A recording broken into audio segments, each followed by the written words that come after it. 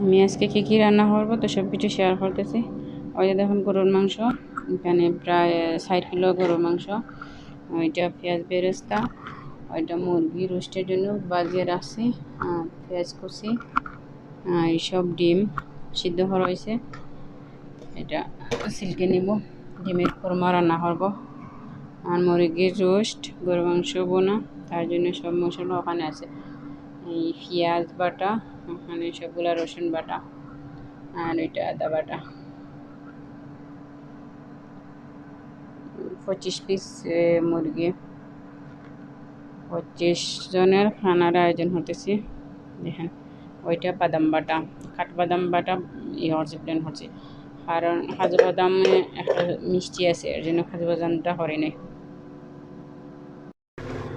দেখেন আমি গরু মাংসর জন্য মশলা বুনে রাখছি, ওই দেখুন গরুর মাংসের মশলা বুনছি।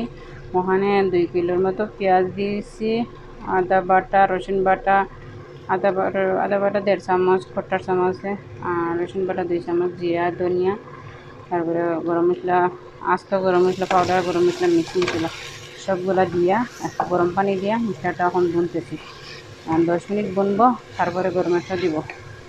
আর ওইদিকে দেখুন আমি রোস্টের জন্য মশলাগুলা কষিয়ে নিতেছি।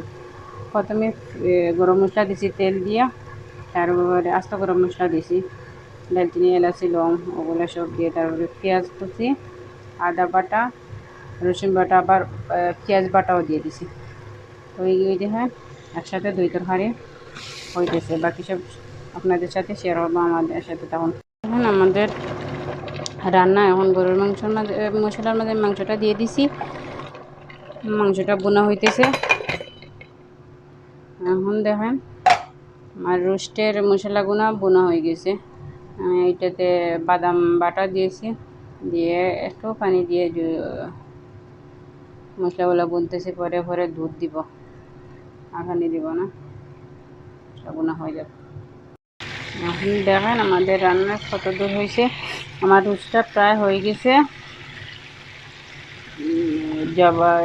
টক দই দিয়েছি, আর শুধু দুধ, লিকুইড দুধ আর পাউডার দুধ ওগুলো দিয়েছি, আর পানি আসলে অল্প পরিমাণ দিয়েছিলাম, তেমন একটা দেয় না।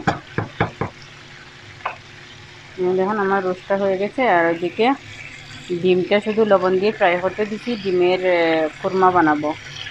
ওখানে রোস্টের উপরে একটু বেরেস্তা দিয়ে আর চুলার রাস্তা বন্ধ করে দেব।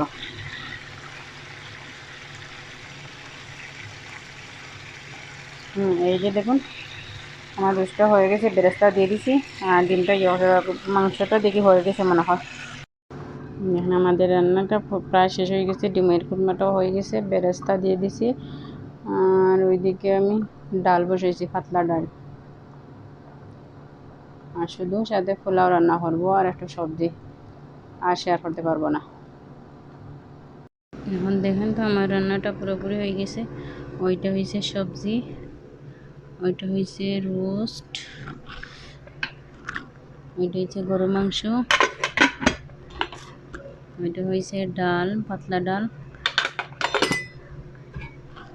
ওইটা সাদা পোলাও।